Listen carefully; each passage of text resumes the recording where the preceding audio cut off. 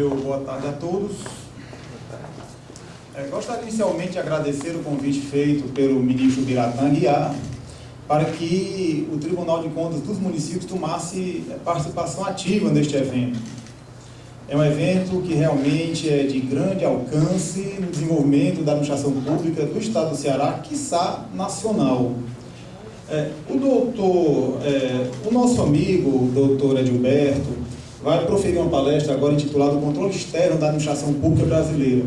Fazendo uma introdução do doutor Edilberto, doutor Edilberto Carlos Pontes Lima, atualmente conselheiro do Tribunal de Contas do Estado do Ceará e seu vice-presidente. Gostaria de pontuar que ele ascendeu ao cargo mediante concurso público. Como eu, auditor substituto de conselheiro, ocupou a vaga constitucional destinada aos auditores daquela corte. Doutor Edilberto Carlos Pontes Lima é cearense, embora tenha passado muito tempo em Brasília, graduado em Economia pela Universidade Federal do Ceará e em Direito pela Universidade de Fortaleza. É mestre em Economia pela Universidade Federal do Ceará, é doutor em Economia pela Universidade de Brasília e especialista em políticas públicas pela conceituada Universidade Norte-Americana George Washington University.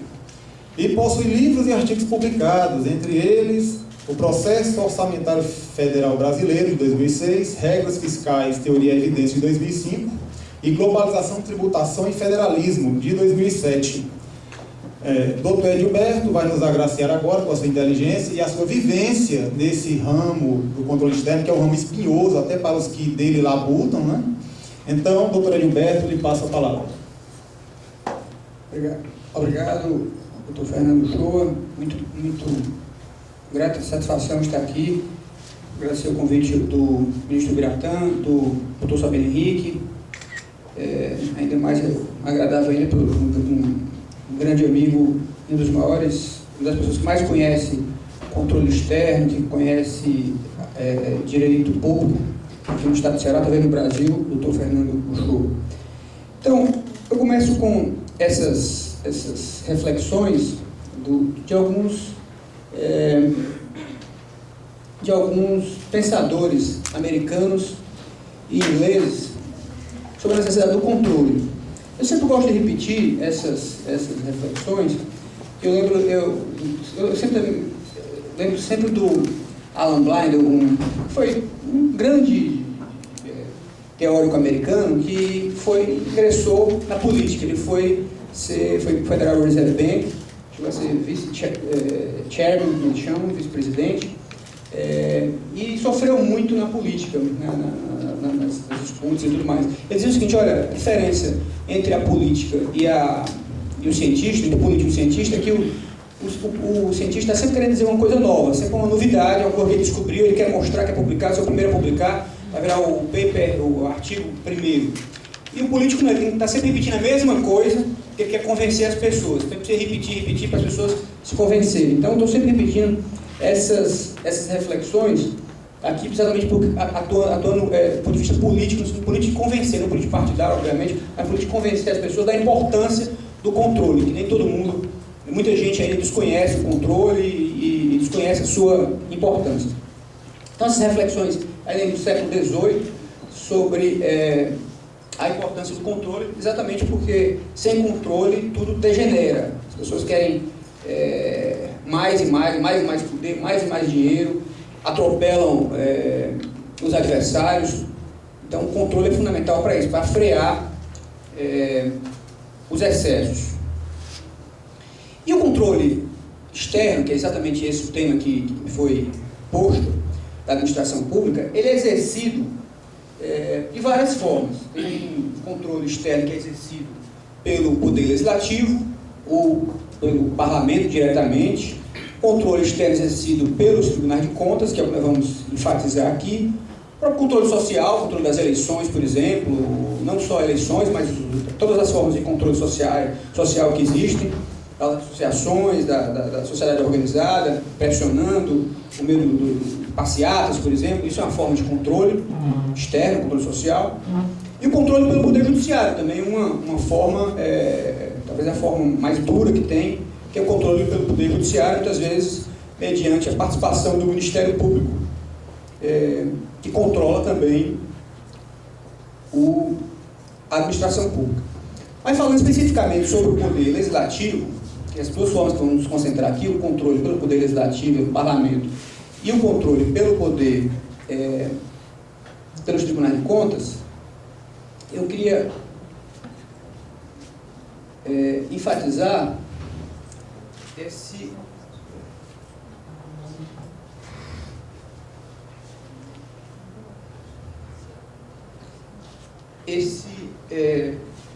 essa forma.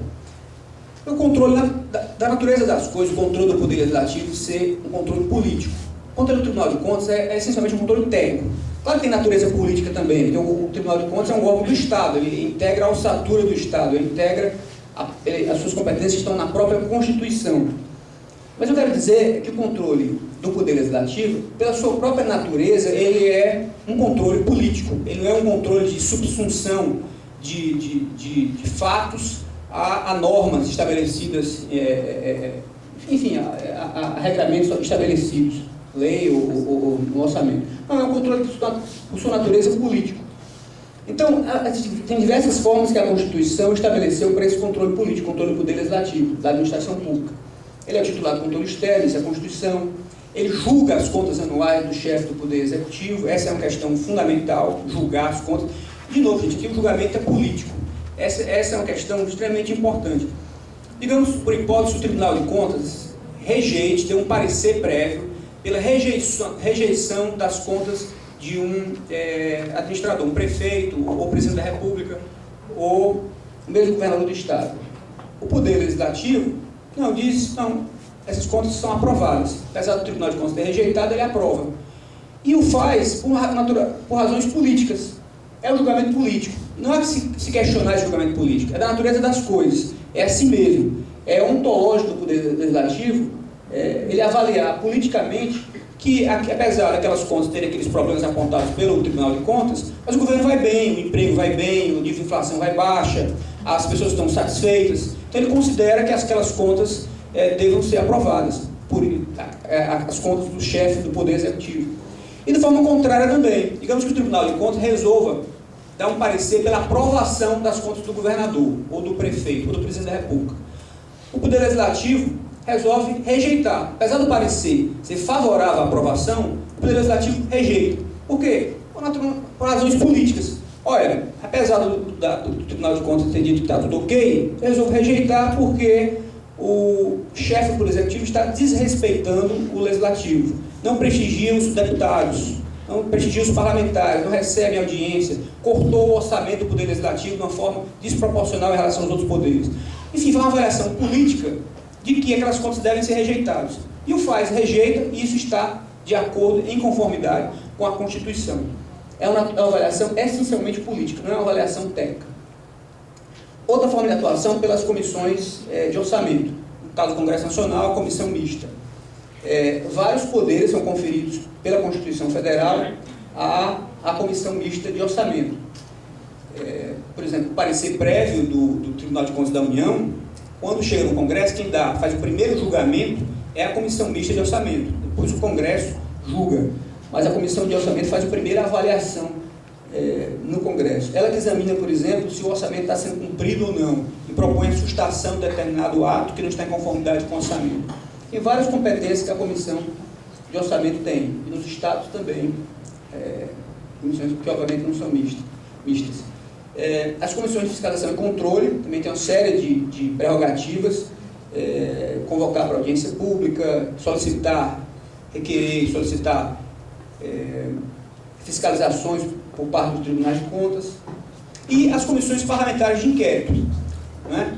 Agora mesmo tem essa discussão toda sobre Petrobras, mas várias comissões parlamentares de inquérito tiveram um papel decisivo no país. Quem se lembra aquela CPI do Judiciário, por exemplo, aquele caso lá do TRT de São Paulo, um escândalo enorme, foi basicamente investigado. Depois o TCU também fez uma investigação muito interessante, e eu acho talvez a mais bem sucedida de todos foi do TCU, porque condenou aquele grupo lá do Luiz Estevam, se não me engano. Mas, enfim, a Comissão Parlamentar de Inquérito é um dos instrumentos que o Congresso Nacional tem para exercer o controle externo. E, de novo, sempre enfatizando isso, sempre uma avaliação política. É da natureza do Congresso Nacional, do Parlamento, fazer sempre avaliações políticas. Não há que achar que isso está em desconformidade.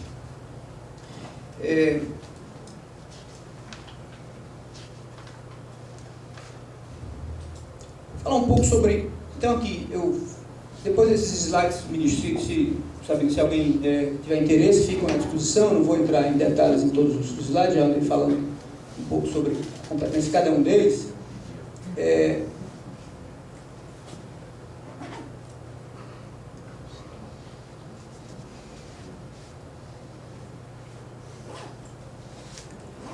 Então, quando a gente fala no controle, agora sim, técnico, ou seja, de exame em relação às normas contábeis, normas operacionais, normas legais, esse é feito pelos tribunais de contas no Brasil e em vários países. A gente tem aqui Portugal, França, a Europa, praticamente toda optou pelo sistema de tribunais de contas. Em outros países, se optou pelo sistema de auditoria ou controladoria geral. Estados Unidos, Reino Unido e vários países anglo-saxônicos optaram pelo sistema de auditoria ou controladoria geral. No Brasil mesmo houve um debate nos anos 90, se falou muito em extinguir os tribunais de contas e passar para esse modelo de auditoria geral, controladoria geral. Quem fez isso na América Latina foi a Argentina. Havia um tribunal de contas lá, que foi extinto e foi criado um sistema de controladoria. No Brasil esse debate teve muita força nos anos 90 e depois os tribunais de contas se fortaleceram, principalmente o Tribunal de Contas da União, liderando esse movimento, e hoje não se fala mais nisso, pelo contrário. Acho que os tribunais de contas estão num momento de muito prestígio, isso alcançado com muito trabalho, com muita... enfim, várias atividades que deram resultados substanciais. O sistema de auditoria geral, ele tem um caráter opinativo, como eu disse ali, apontei ali, consultivo. Eles são órgãos que impõem débitos, né? Eles são órgãos mais de auditoria, fazem auditoria e sugerem ao Poder Legislativo, titulado de controle externo, que tomem as medidas cabíveis. Mas ele mesmo não tem poder de impor sanções. Ele apenas indica ao Poder Legislativo, às comissões de fiscalização do Parlamento, para que tome as medidas cabíveis. Em geral, tem um controlador geral, né? A regra é um controlador geral. Por exemplo, nos Estados Unidos, o General Account Office, ele tem mandato de 16 anos, mandato longo, mas não é um órgão colegiado dos tribunais de contas, é um órgão com apenas uma pessoa como grande responsável, como a CGU, né? Que tem um ministro apenas, que ele é o grande responsável, não é um órgão colegiado. Já o sistema de tribunais de contas, que é o que nós conhecemos no Brasil e na Europa, como falei há pouco, suas decisões têm força coercitiva, né? Aplicam sanções, julgam contas, são bem mais poderosos do que as controladorias. Mas em compensação, a decisão é colegiada, não é apenas um que toma a decisão, e são obrigados, e já há várias decisões do Supremo Tribunal Federal, aqui no Brasil, por exemplo, a assegurar ampla defesa, contraditório, seguir todos os procedimentos próprios até do Poder Judiciário. Em alguns países, os tribunais de contas pertencem ao Poder Judiciário. Portugal, por exemplo, pertence ao Poder Judiciário, é um órgão do Poder Judiciário.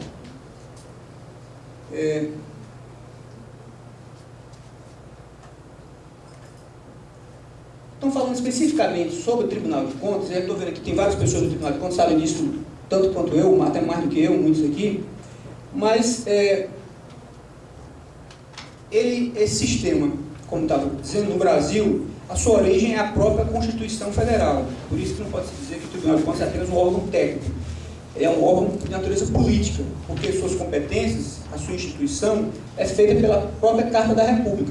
Não foi uma lei, ou mesmo emenda à Constituição, que criou o Tribunal de Contas, que atribuiu competências a ele. As competências foram atribuídas na Carta da República. Da mesma forma que atribuiu competência ao Congresso Nacional, à Câmara, ao Senado, atribuiu também ao Tribunal de Contas. E há também diversos dispositivos legais que dão novas competências aos tribunais de contas. A lei de licitações de contratos, a lei de responsabilidade fiscal, que elegeu o Tribunal de Contas como um grande guardião, e outras normas, as próprias leis orgânicas de cada Tribunal de Contas também tem um papel decisivo para definir as suas competências, as suas atribuições. Então, falando um pouco sobre essas competências que estão na Constituição, as competências constitucionais são as mais importantes. Essa primeira é esse parecer prévio que falei há pouco. Você dá um parecer prévio, apenas um parecer, como o nome está dizendo, para e se envia para o Poder Legislativo fazer um julgamento político. Aparentemente, quando se vê lá, é um mero parecer, mas os tribunais dão uma importância muito grande a esse documento. Se nós examinarmos, por exemplo, o do Tribunal de Contas da União, existem pouquíssimos documentos tão bem elaborados, análises tão profundas, tão críticas sobre o andamento a macro gestão governamental, uma macro avaliação governamental. Poucos documentos tão bem feitos como o parecer prévio que o Tribunal de Contas da União faz. É um documento primoroso. Quem tem interesse em contas públicas, em examinar isso, se examinar nos últimos 10 anos, a cada ano são melhores os relatórios. O ministro Ubratami, acho que em 2008 foi o relator, um documento primoroso, várias análises são feitas. É um documento excelente. São os técnicos de muito bom nível no TCU e que fazem com total independência, são todos concursados, presididos por um ministro, e depois é julgado aquilo. Então são documentos primorosos, estão todos na internet. Aqui no estado do Ceará mesmo, se vocês observarem, os relatórios também são muito bons, tem relatórios excelentes. O Dr. Wellington Cali foi coordenador durante alguns anos do parecer prévio do Tribunal de Contas do estado do Ceará. Há documentos, análises muito bem feitas com total independência, textos de extrema qualidade. Então são documentos que costumam ser muito valorizados, o grande público acompanha, a mídia acompanha, porque é uma análise com um órgão independente, imparcial e que costuma fazer análises bastante profundas, bastante abrangentes. Outra competência, essa sim que os tribunais de contas são muito ciosos dela, e ela foi densificada, foi recuperada com muita força pela lei da ficha limpa, e todos os anos a mídia, os grandes jornais, a sociedade de uma forma geral acompanha com muito interesse a relação das contas irregulares dos tribunais de contas. Todo ano o Tribunal de Contas da União tem relação com mais de 6 mil nomes. Todos os anos isso é acompanhado com muito detalhe. Todo ano não, a cada 2 anos, nos anos de eleição. E aqui é quando o Tribunal de Contas realmente exerce um poder muito grande, que ele julga as contas, e julga em caráter definitivo. O Poder Judiciário não pode. Se o Tribunal de Contas disser, olha, a conta é irregular, o Poder Judiciário não pode dizer, não, é regular. O máximo que pode fazer é anular aquele julgamento, porque alguma formalidade não foi obedecida, devido ao processo legal, direito de defesa, esse tipo de procedimento não foi obedecido. Mas o Poder Judiciário não pode julgar de forma diferente. O julgamento é apenas do Tribunal de Contas. Então, e o Poder Legislativo também, isso é importante. Eu já vi até em livro isso errado. O Poder Legislativo não é instância recursal do Tribunal de Contas. A conta foi julgada irregular pelo Tribunal de Contas. O secretário A, o ministro A, teve contas irregulares pelo Tribunal de Contas. Ele pode recorrer ao Congresso? Não, não pode. Então, o Tribunal de Contas é a instância única e definitiva sobre o julgamento de contas. Há quem considere que o julgamento de contas é uma coisa menor, considera que isso é cadáver. O mais importante é o acompanhamento concomitante. Eu até concordo que o acompanhamento concomitante, quando está acontecendo, é fundamental. Esse é chave. Mas o julgamento de contas também é muito importante. E foi valorizado, densificado pela lei de ficha limpa, né? que observa isso com muita força, essa relação do Tribunal de Contas. E, além de tudo, tem uma coisa que se fala muito em teoria dos jogos, chamada indução retroativa, que eu acho muito interessante esse conceito. Diz basicamente o seguinte: ele é gestor atual. Ele, como gestor atual, ele não está dando nem muita bola para o Tribunal de Contas. Ele se considera poderoso, ele é amigo do governador, ele é amigo dos senadores, ele é amigo... Enfim, tem muitos poderes e tudo mais. E aí ele está vendo o atual, um secretário anterior, desculpa, do jeito que foi secretário há 3, 4 anos, estão sendo julgadas hoje pelo tribunal, 3, 4 anos atrás. Cadáver, já que já foi feito. Alguém pode dizer, olha, não adianta mais, isso é cadáver, já foi feito. Só que o Tribunal de Contas julga irregular aquelas contas. Constitui um débito. Aplica multa. O jeito vai para a relação do TRE. O nome dele aparece no jornal, contas irregulares. Eu pergunto a vocês, o gestor atual, se achava tão poderoso, não dava pouca importância ao Tribunal de Contas, ele não vai ter um cuidado muito maior, que vê que aquele Tribunal de Contas é rigoroso. Ele diz, olha, aconteceu com ele, o gestor anterior, pode acontecer comigo também. Daqui a 3, 4 anos as minhas contas serão julgadas, uma licitação que eu fiz, dispensei indevidamente a licitação, uma inegibilidade indevida, enfim, qualquer irregularidade, uma modalidade errada de licitação. Então faz com que o gestor atual acabe, pelo efeito do anterior, acabe atuando sobre tem um efeito sobre o atual gestor. Por isso é que julgar contas é fundamental, não é apenas cadáver, porque isso traz um efeito para o atual, faz o atual ficar muito mais cuidadoso, muito mais preocupado com o seu futuro, porque sabe que o tribunal será rigoroso no seu julgamento.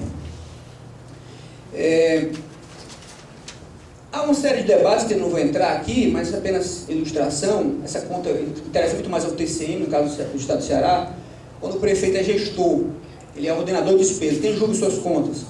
Há quem entenda, o ministro Gilmar Mendes, por exemplo, é a Câmara Municipal, já o ministro Carlos Aires Brito é o Tribunal de Contas. Há um debate muito grande sobre isso que ainda não foi decidido, né? No caso que o prefeito atua como ordenador de despesas. Nos estados isso não é importante, nem na União, porque o governador nunca é ordenador de despesas, nem o presidente da República. Mas alguns municípios menores, essa questão é importante. Julgamento de contas. Havia em vários estados que colocavam nas suas constituições que as contas da Assembleia Legislativa seriam julgadas pela própria Assembleia, não seriam julgadas pelo Tribunal de Contas. Né? Por exemplo, lá na Bahia, por exemplo, as contas do Tribunal de Justiça e as contas do Tribunal de Contas dos municípios não são julgadas pelo TCE, segundo a Constituição Estadual, são julgadas pela Assembleia Legislativa. Mas em todos esses casos, que chegou ao Supremo, quando o Supremo julgou, eles querem constitucional. Quem julga essas contas nos termos da Constituição é a Constituição Federal, é o Tribunal de Contas do Estado. Havia também na Lei de Responsabilidade Fiscal, dizendo que as contas dos poderes não seriam julgadas pelos tribunais de contas, seriam apenas um parecer prévio. Também o Supremo considerou inconstitucional esses artigos da LRF, da Lei de Responsabilidade Fiscal. Aqui é outra competência, basicamente de registro de atos de aposentadoria, uma competência muito antiga, acho que desde o começo do Tribunal de Contas. Considera-se que esses atos de aposentadoria e pensão são atos complexos que se aperfeiçoam no Tribunal de Contas. Então também é uma atribuição que a Constituição estabelece. Essa é fundamental, esse é tal controle concomitante que o ministro Biratã tanto gosta e, enfim, todos nós temos grande apreço por elas, que é realizar inspeções e auditorias por iniciativa própria ou por solicitação do Poder Legislativo. Vejam aqui que quando se diz que o Tribunal de Contas ele é um órgão que auxilia o Poder Legislativo, aqui fica muito claro que auxilia, mas não quer dizer que seja subordinado ao Poder Legislativo. Ele auxilia, mas ele também atua por iniciativa própria. E pode fazer inspeção e auditoria nas unidades do próprio Poder Legislativo. Como agora, por exemplo, o TCU fez sobre o teto constitucional dos servidores do Senado e da Câmara Federal.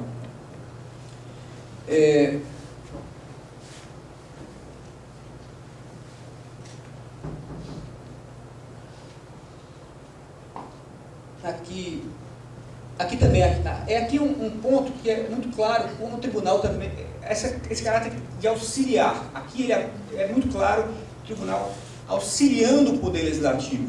O Poder Legislativo, quando ele solicita informação ao Tribunal de Contas, solicita uma auditoria, solicita uma fiscalização, o Tribunal de Contas deve atender, tem a obrigação de atender. Aqui sim, o Tribunal de Contas atua claramente como uma instituição que auxilia, para auxiliar o Poder Legislativo. Mas ressalto que o Constituinte teve essa preocupação, não é um deputado individual, um deputado da oposição sozinho, não, ele tem que convencer os pares dele, tem que ser uma comissão, pelo menos uma comissão, para solicitar essas auditorias, essas informações do Tribunal de Contas. E aqui, o que o Tribunal de Contas, as competências que ele tem de aplicar sanções, né, multas e imputar débitos, exatamente porque não adianta ele ter todas essas competências se ele não tiver os instrumentos, os meios para exercitar suas competências. E aqui é quando a Constituição fala desses instrumentos. E assinar prazo, que também é muito importante, quando o Tribunal de Contas constata uma irregularidade, uma ilegalidade na execução da despesa, a administração pública está se comportando em desconformidade com a legislação, ele assina prazo para que se corrija, sob pena de multa. É que um debate muito interessante que está na ordem do dia é sobre contratos. A Constituição fala que quando for contrato, a suscitação é por parte, é o Poder Legislativo que o faz diretamente. Só que o Tribunal de Contas da União começou a determinar que órgãos suscitassem contratos e os órgãos não se conformaram, foram ao Supremo Tribunal Federal, o mandato de segurança do Supremo Tribunal Federal. E o Supremo Tribunal Federal confirmou essa competência do Tribunal de Contas de determinar que o órgão que está executando um contrato o anule. O Tribunal de Contas da União tem esse, o Tribunal de Contas dos Estados também tem essa competência de determinar que não pode suscitar diretamente, mas determinar que anule, essa competência existe, principalmente se o vício for decorrente da licitação. A licitação viciada gerou um contrato. Então, aqueles efeitos da licitação viciada foi a assinatura de um contrato, portanto, viciado também. Então, o Tribunal de Contas pode determinar que o órgão o faça. Doutor Eduardo aqui, que é um grande... Doutor Eduardo Lemos, cumprimento, Vossa Excelência. Obrigado por estar aqui. Que é também um grande estudioso desse assunto, já em diversas ocasiões já o citou. E aqui também uma competência importante. O Tribunal de Contas, muitas vezes ele não pode atuar naquele campo, por exemplo, ele não atua no campo penal. A ação de improbidade administrativa, o Tribunal de Contas não promove a ação penal. Mas ele tem a obrigação, dever de representar os órgãos competentes. E isso é interessante, gente. Boa parte, se a gente olhar, boa parte das ações do Ministério Público, tanto estadual quanto federal, decorreram de iniciativas, de auditorias, de fiscalização dos tribunais de contas. O Tribunal de Contas fez a fiscalização, uma auditoria, constatou uma série de irregularidades, indícios fortes de improbidade administrativa e até de crime. E encaminha ao Ministério Público, e o Ministério Público promove as devidas ações, ação penal, ação de improbidade administrativa. Muitas vezes nem dá os créditos devidos ao Tribunal de Contas, um trabalho que nem aparece tanto, parece só como trabalho do Ministério Público. Mas boa parte dos casos, isso é geral, ministro, já conversando com vários conselheiros do Brasil afora, até se queixam disso. Puxa, eles não podiam dar os créditos. Foi trabalho do Tribunal de Contas, essa ação do Ministério Público. Mas, enfim, é a nossa obrigação, toda vez que encontrarmos um indício de crime, indício de improbidade, nas nossas auditorias, nas nossas fiscalizações, encaminharmos aos órgãos competentes. E aí, gente, eu listei essas competências e procurei aqui ilustrar com alguns exemplos práticos da atuação do Tribunal de Contas. Existem milhares de casos, apenas aqui para ilustrar, para que as pessoas que não são de Tribunal de Contas, algumas dessas iniciativas em que o Tribunal de Contas agiu, atuou bem, fez economizar recursos do erário, enfim, controlou de fato, efetivamente, a administração pública, como se espera. Então, comecei aqui com o nosso Tribunal de Contas, Tribunal de Contas do Ceará, aqui prestigiando o doutor Aurício, uma ação que eles fizeram lá, ele e o doutor Raimi e outras pessoas lá da Inspetoria de TI, deram uma auditoria para coletar informações relevantes sobre governança TI na administração pública estadual. No processo, vários problemas foram encontrados. Notou-se que realmente era quase um caos, um verdadeiro caos, a governança de TI, tecnologia da informação, no estado do Ceará. E o Tribunal de Contas determinou que uma série de providências, que os órgãos adotassem uma série de providências, houve uma resolução nesse sentido, e o Tribunal de Contas passou a monitorar essas determinações que fez. E o resultado disso é que houve um avanço significativo, uma melhora substancial na administração pública do Estado do Ceará nesse campo de governança de TI, graças a esse trabalho muito bem conduzido pela Inspetoria de Tecnologia da Informação lá do Tribunal de Contas do Estado do Ceará. Esse é um exemplo. Outro exemplo, a auditoria para aperfeiçoamento dos procedimentos atinentes à compensação previdenciária. Porque um servidor público que vem, por exemplo, da União, ou vem do município, ou, enfim, ele contribuiu para a INSS e passou a ser servidor público estadual, aqui tem que ter uma compensação. Isso não era feito, né? O Estado do Ceará perdia muitos recursos, milhões de reais, todos os anos por conta dessa ausência de compensação, a compensação feita de forma insuficiente. Depois dessa auditoria, dessas determinações do Tribunal de Contas, houve um incremento significativo. Aqui só os valores para vocês notarem. Em 2011, por exemplo, saltou para 27 milhões. Em 2008, que no começo da auditoria, era apenas 7 milhões. Basicamente pela ação dessa auditoria do Tribunal de Contas. E várias outras que podia citar, mas desse acompanhamento sistemático, aquela fiscalização lá no cheio da Constituição, concomitante, todas essas grandes obras do Estado do Ceará são acompanhadas pelo Tribunal de Contas, relatórios divulgados periodicamente, todos na internet, desde o Castelão, a grande reforma do Castelão, depois da atuação do Tribunal de Contas, várias recomendações, determinações, calcula-se que houve uma economia, o Estado pagou a menor em relação ao que estava antes, de mais de 90 milhões de reais. A atualização ficou mais barata. Tanto é por conta da ação do Tribunal de Contas do Estado do Ceará, no Castelão. No caso do Aquário também, o Tribunal tem feito uma série de recomendações, determinações. Agora mesmo, por cautelar, suspendeu uma termoelétrica que estava sendo construída, porque uma série de requisitos não estavam sendo cumpridos, até que o Estado passe a cumprir, principalmente do ponto de vista ambiental. Centro de eventos também, uma série de recomendações, determinações. Hospitais regionais, quando aquele hospital lá de Sobral caiu lá no Marquise, o Tribunal de Contas foi lá, uma equipe foi lá, constatou alguns problemas, foi multado o secretário da época de saúde, foi apontado um débito de mais de 2 milhões de reais, porque determinado equipamento era para ter sido colocado, foi colocado outro, material mais barato, o tribunal apurou o débito, determinou que se pagasse, corrigisse, foi feito. A ponte estaiada também, o tribunal recentemente deu um cautelar com uma série de requisitos que não estavam sendo cumpridos. Enfim, o tribunal tem atuado de forma concomitante, fiscalização concomitante, exatamente para interferir na administração pública para preservar o erário. E estou dando alguns exemplos que vários poderes, e tem várias ações, várias iniciativas que o tribunal fez no Poder Judiciário, no Poder Legislativo, em vários campos. Eu poderia citar dezenas aqui. O TCU, também estou citando apenas alguns, são milhares de decisões do TCU. Essa do ProUni e do FIES, esse acórdão 816 de 2009. A implantação do módulo de supervisão de bolsistas, inclusão que não possuem um critério para participar do programa. O TCU, ele fez um cruzamento de dados, ele pegou várias bases de dados. Veja a importância de tecnologia da informação. O TCE está investindo muito nisso agora. Isso é fundamental, cruzar a base de dados, né, para encontrar, encontrar uma série de irregularidades. Nesse cruzamento de base de dados, diversas bases de dados, eles encontraram muita gente que estava recebendo bolsa, FIES, estava recebendo o ProUni e não tinha direito, não atendia requisitos. O sujeito estava lá recebendo o ProUni, por exemplo, e tinha carro zero. Como é que eles descobriram isso? Foram lá no Renavan e descobriram que ele era proprietário de carro zero, carro de luxo, e estava recebendo o benefício que é para a gente, estudante carente. Então, o TCU glosou várias dessas bolsas irregulares. E também sugeriu alterações, fez recomendações para alterações na legislação. Recentemente fez um estudo para a concessão de aeroportos de Guarulhos, Brasília e Viracopos. Foi identificado várias superestimativas de investimentos previstos, na ordem de bilhões naquele caso ali. Viracopos, mais de 2 bilhões. Guarulhos, 1,6 bilhão. Encontrou uma série de problemas e determinou que fossem corrigidos os editais e o foram. Poderia citar dezenas aqui, apenas para ilustrar. Tribunal de Contas DF.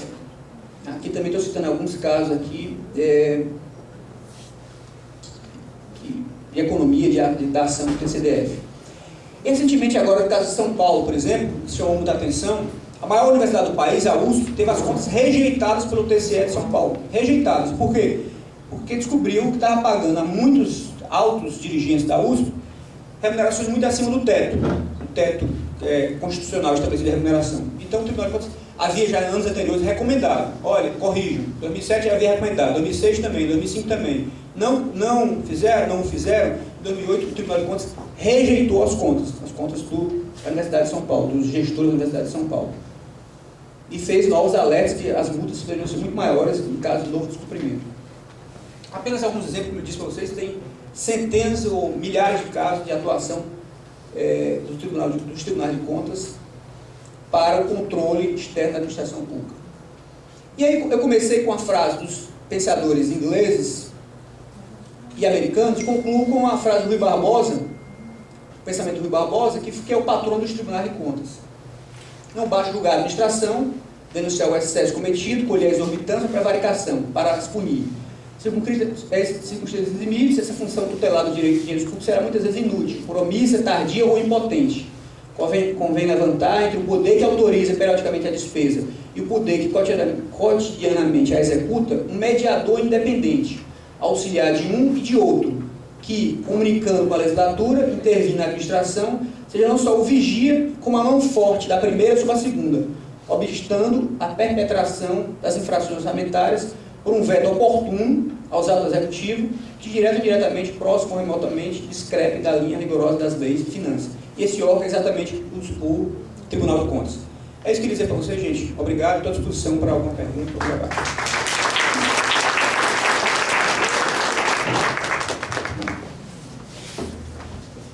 Alguém gostaria de fazer alguma pergunta, doutor Gilberto? Bem, então, devido ao adiantado da hora, nesta última palestra, embora a não menos importante, mas o fechamento de um dia glorioso de estudos, gostaria também de registrar aqui a presença do Dr. Eduardo Souza Lemos, que eu não tinha feito no começo, foi uma falha minha, me perdoe, Dr. Eduardo. Vossa Excelência, que já passou por vários tribunais de contas, está aqui abrilhantando o Tribunal de Contas do Estado do Ceará e nos cruzamos em concursos públicos aí, Brasil afora, né? O Edilberto também é da nossa época aqui de concursos, né? Um pessoal muito bom que rodava o Brasil fazendo concursos e que hoje está aí nos cargos-chave dos tribunais de contas contribuindo com essa competência. Eu gostaria de agradecer ao doutor excelentíssimo senhor ministro Biratã Aguiar pela possibilidade dada ao Tribunal de Contas dos municípios de participar desse evento e registrar a presença aqui do doutor Fernando da Justa, nosso amigo, servidor do TCM e palestrante. Um palestrante de longa data e de longa experiência, inclusive foi inspetor muitos anos do Tribunal de Contas dos municípios. Então, agradecendo mais uma vez, eu dou por encerrada a presente palestra.